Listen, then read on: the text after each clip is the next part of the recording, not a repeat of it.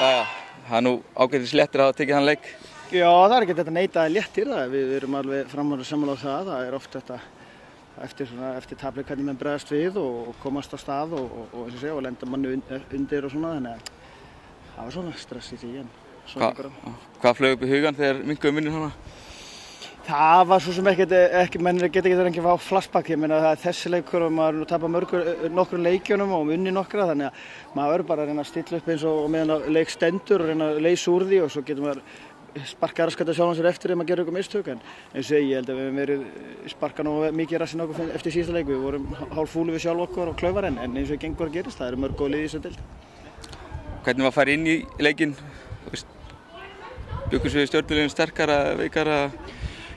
Sko við vitum alveg þau liðið sem Stjarnan spilar á móti eða eins og Stjarnan spilar þá er það lítið sendingar á miðjunni og vilja fá mikið aukaspyrnur og það er svona er meira upp í loftun en á jörðinni morða. Já. Rauðspjaldið, var þetta ekki bara einhver klafsala tveir að ríða hvort annan? Já, voðalega fyrir mig að sjá að hinum minni, kannski svegt sem að hann skildi verða einn svona óvaldaður á einum og einu hana, en Jón Gunni hefði kannski þetta aðeins fyrr, en ég sé það ekki nóg vel þar, en svo er spurning hvort að Almar hefði ekki átt að fá víti rétt á undan, en þetta er eins og gengur að gerast. Það eina sem maður setur kannski út á dómarum, ég finnst að flauta of mikið á 50-50 sem menn voru að klafsa og dómarum verður náttúrulega leiknum aðeins að fljóta, fólk nennir ekki endilega að stoppa og aukaspyrnur inn í box. Nú varstu spurður örugglega í hver einasta viðtali eftir KA-leikinn að við höfum mistað á efsta-sætinu. Nú erum við komnir í þetta efsta-sæti.